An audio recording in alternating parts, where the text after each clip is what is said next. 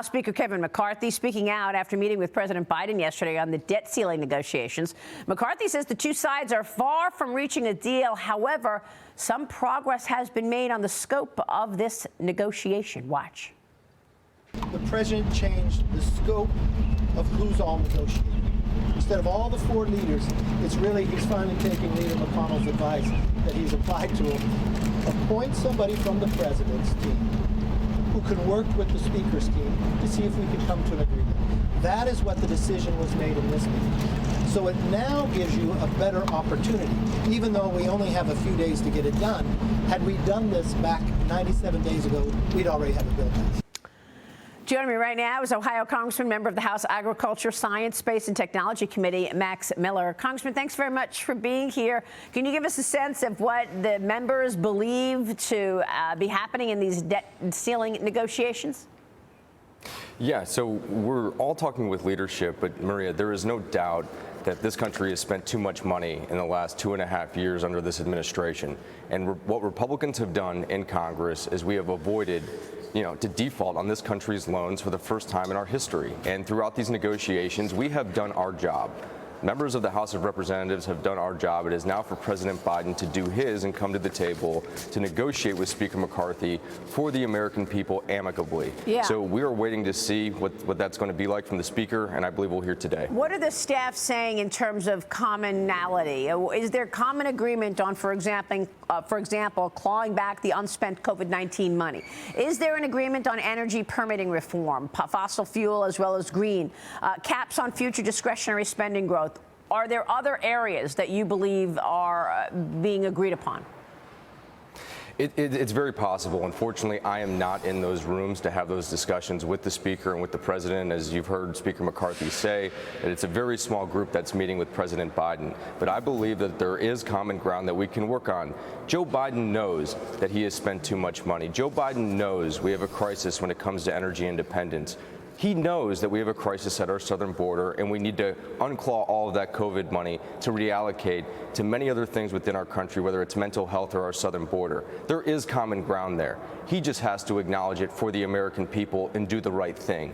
And we need to see that from the president, and we need to see that leadership. But we're seeing that leadership under Speaker McCarthy, and he's taking the charge, and he's doing a fantastic job for us and the American people. Yeah, I mean, he is, and he's also ensuring that the oversight of the corruption that is in plain sight is also in place. The White House is refusing to comment on the John Durham investigation. The media is dismissing it as well. The Washington Post calls the Durham investigation a flop. Even disgraced FBI agent Peter Strzok is trying to take a victory lap. Watch this.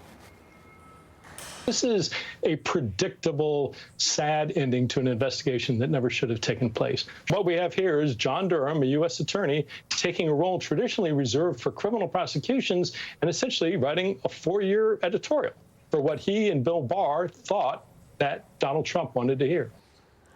Can you imagine an investigation that never should have taken place? No kidding. He was leading the investigation. And we all knew that back in 2018. I was talking every week with then Intelligence Committee Chairman Devin Nunes about what Peter Strzok was up to during the early days of the Russia probe. Watch this. Some of these texts that were revealed from Peter Strzok to his girlfriend, Lisa Page, about a media leak strategy. Peter Strzok says to her, I had literally just gone to find this phone to tell you I want to talk to you about media leak strategy with DOJ before you go. 12 days later, he says, article is out. Well done, Page. The FBI and DOJ would go out and leak fake news stories in many cases, plant them in many cases, and then pick up those fake news stories to use it as a pretext to go out and interview American citizens. Yeah, just to be clear, that was 2018, Congressman. Okay, we were seeking truth and searching for the truth on this program on Sunday Morning Futures, and we had the truth tellers. So we knew what was going on. I know you were a long time to former President Trump, a supporter. What is your reaction to this? Well, Maria, I proudly worked in the White House for the president for almost all 4 years that he was there.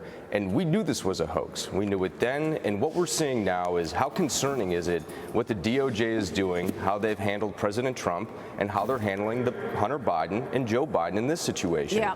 What this does to the American people is it sows distrust within the deep state that is real within Washington, D.C., and it's eroding faith within our judiciary system. We need to find individuals who want to be within our judiciary, who don't want to act in their personal opinion, but act by the rule of law. And that's what we don't see, not only within Washington, D.C., but we don't see it across our entire country, and we need to restore that faith. Well, and they have broken it without question. Part of it is the mainstream media. Kayleigh McGee-White brought this up earlier. Kayleigh, jump in here because we're still waiting on accountability 6 years later.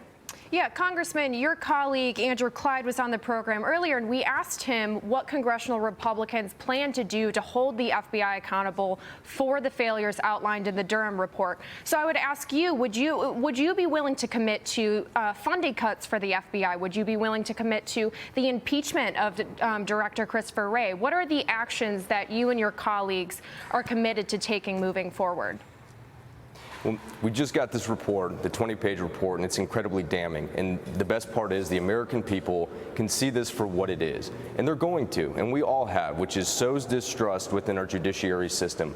We will look at every possible option in order to hold the FBI accountable. And when it comes to possible FISA reauthorization later on this year, maybe that's something that we'll take a look at. But without question, you know, the director of the FBI has sown distrust within the American people, and I believe that James Comer and Jim Jordan and our two chairmen of Oversight and Judiciary are going to hold him accountable. They're going to bring his feet to the fire, and we do need to take a look at the individuals within the FBI, because right now, as a congressman, I have a little bit of, and by a little bit, I have a lot of distrust from what I'm seeing from the FBI. It is completely corrupt, it is completely wrong, and the American people and President Trump deserve much better than what they're currently getting out of this administration and out of this, agency within the federal government and the FBI under the DOJ.